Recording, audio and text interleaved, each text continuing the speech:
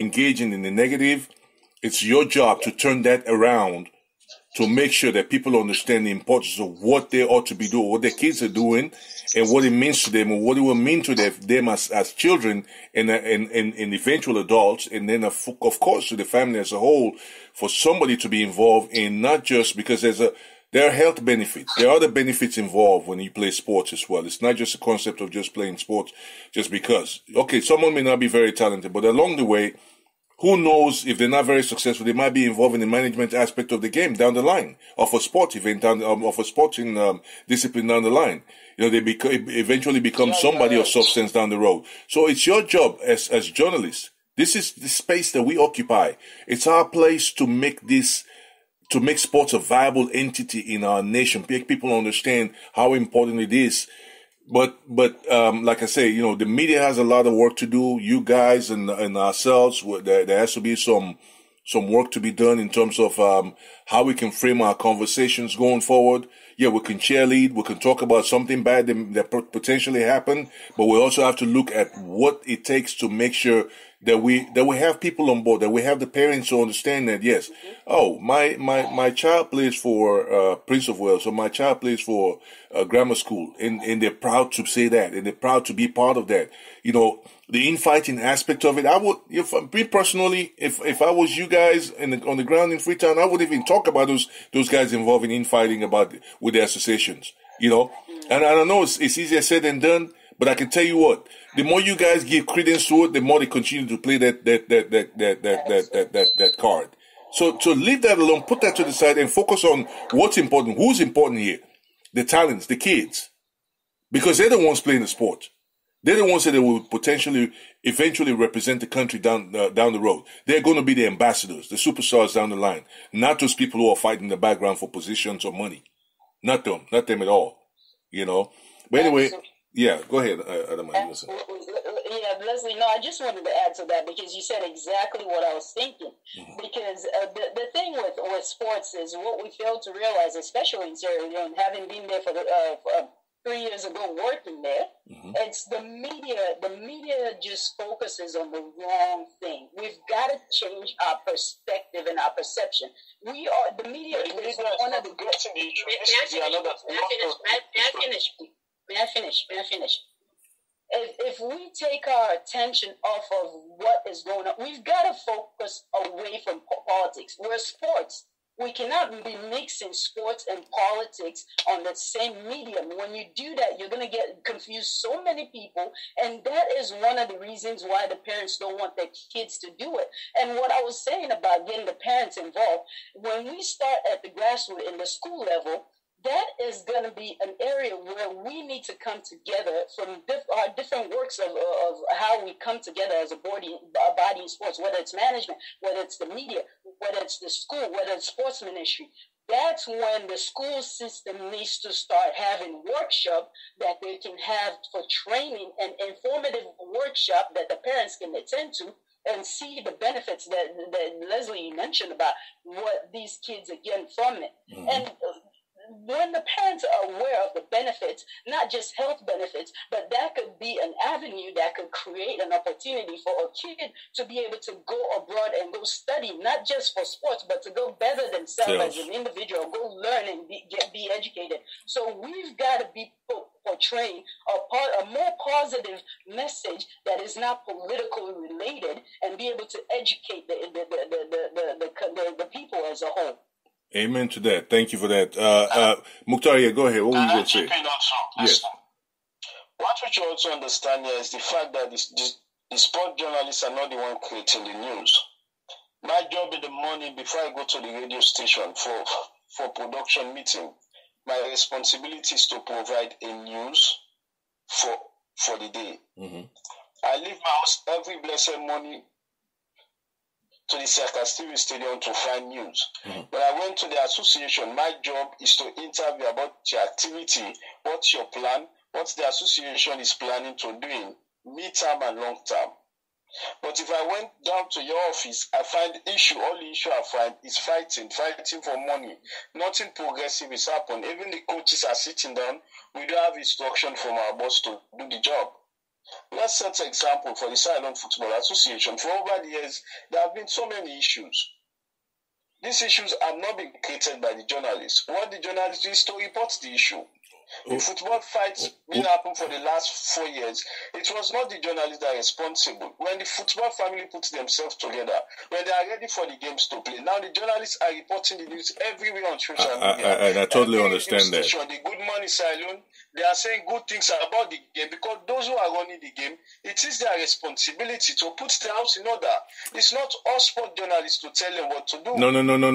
I think hold on, Mukhtar. That's where you're wrong, because the fourth estate, the fourth estate, which is media, their job is to hold people accountable. Yeah, that's it. No. I mean, that's that part you got wrong. We do ask them. Listen, Leslie. We do all their accountable. We do bring them in our studio, ask them the tough question. What's going on? But the accountability is not just about asking them the questions, but also projecting what needs to be done. You can suggest things. We can talk about the positives. Always. Okay.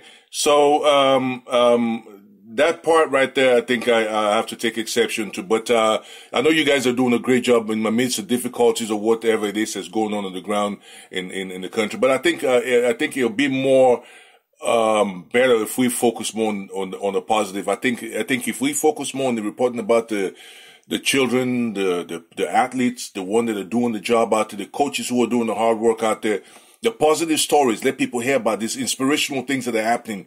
Somebody who's gotten a scholarship or who's studying overseas on scholarship or whatever, or who's playing sports at a higher level or whatever, those things, if we focus more on that and get that to inspire the next, the people, the parents, the next generation, that's what it's about. That's what it's about. But if we focus on these individuals who are scrounging for crumbs killing each other for no obvious reasons, then we're creating a negative space that we're just talking about. So, and I think we need to move away from that. And eventually I will come to town and I would love to meet with most of you guys, so we can sit down and talk, because obviously this is important that, we take this conversation to another level and also look at what is the role of the sports journalist. What do we do? What are we doing to make the situation better? What are we doing to improve sports? Because it's our job to project sports in the country. It's our job to project sports from inside the country to outside the country to the rest of the world, because the rest of the world wants to know what's going on in Sierra Leone. They want to know what, FIFA banned Sierra Leone. What happened? What really happened out there? And we're not talking to, let people understand. We want to make people understand this, that we as a nation, we have an internal focus, but then we should never forget that it's the international focus that's going to build the capacity that we need down the line. That's it. If we forget that and we think it's just about within Sierra Leone, then that's like someone screaming in the echo chamber, and you're just screaming to yourself. You're just saying stuff to yourself. The bottom line is we're connected. It's a global world. It's a global village, and we're interconnected as a world. So we have to understand that there's a dynamics that's at play for us locally, nationally within the country, and then globally as a nation. And so it's our job. So that is the part that I want us to really get to understand. So these are great points that we've addressed. And I will just say, I don't want to belabor the point. We'll have more chance. And also, let me bring this to your notice. In the match between Port Authority and Mighty Blackpool today at the Shaka Stadium, an ugly incident happening where the match ended 1-0 in favor of Mighty Blackpool. Officials, players of Mighty Blackpool descended on the FIA. Oh, no. One player by the name of Saidu Kagbo kicked the FIA, insulted the FIA. But from statement from the Premier League board, they have launched investigation and they will look into the matter. It was a very sad event today as a journalist down the field watching the way officials of Port Authority that behaving today. It was not good for the game. It sent a bad message to the young ones. It sent a very negative message to those who love the game, those who pay their transport to go and watch the beautiful game. I hope what's happening today at the Shaka Stadium, it repeats itself again. That's unfortunate. That's really unfortunate. Those are the things we're trying to strive and move away from. I think much has to be done for the issue of security. I know there's the euphoria in the country for the game and the return of the game, and I'm excited at the fact that people are foregoing watching international sports to watching the national league games. But we have to understand also the dynamics at play here. The security issue is really paramount. Protecting the referees is beyond paramount. The referees are the law enforcement within the game, and they have to be protected at all costs. Nobody should have that right to touch any one of them. I think bottom line at the end of the day, it's like someone who touches a police officer or attacks a police officer. You attack a police officer, you're asking, it's almost like you're asking for a death warrant. So the same thing with the referee. Nobody should have that audacity to even get close to a referee like that. I think more has to be done in terms of providing more security for the officials, for the match officials. This is the second time again is happening. You remember the match between Conor Diamond Star and Kenema? I remember that. The guy was on the ground for quite a while. Attack and then.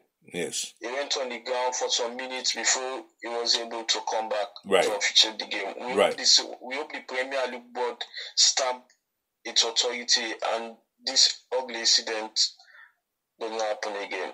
Yeah, definitely. Adama, you listen to this. I know definitely you have some opinions on this. What's your take on this? Well, I wouldn't say it's a series of stuff because these are isolated spits of violence that are happening in isolated places here and there. But I think maybe some sanction on some of the teams to control their fans. Well, is that something that you think could be applied? They're a fine, because when they start losing money, definitely they'll start thinking otherwise about controlling their fans.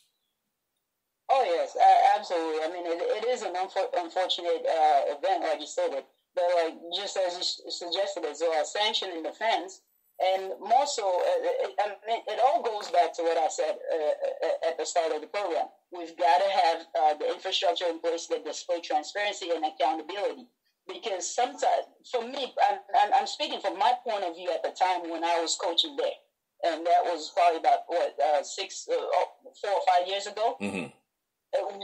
Without the transparency and accountability, sometimes the referees themselves put themselves in that vulnerable position. Mm-hmm. So we've got to get to a point where we are all clear of our duties and not being involved in areas that we do not need to be involved in that's going to attract negative attention.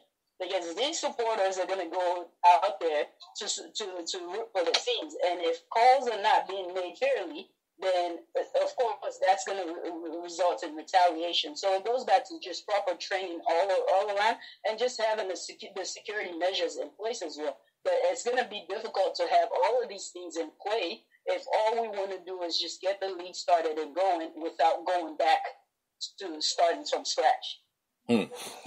Yeah, definitely. That's key, because it's important for us to do well. I know we're just getting started again, but that's not an excuse for anyone to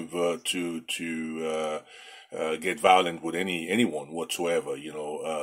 Control of emotions is really key. I know sports brings out the best and the worst in terms of emotions in people.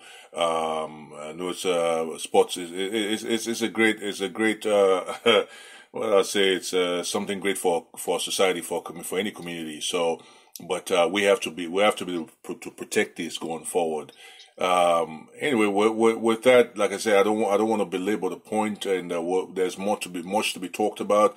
Mukhtar, before we go, what's the current state of the league standing? Who's in the lead, and how are things looking like, and what's your projection in terms of which teams are you think are the top 5 in the league currently? The league is going on well. The team to watch for in this ongoing Premier League, football analysts, football pundits have been taking for winning this league is FC Cologne and Easter Lounge. In terms of young, in terms of youthfulness, they have the squad, they have the zest, they have the energy, and they have what it takes to win the league, the support, the financial support. They have everything.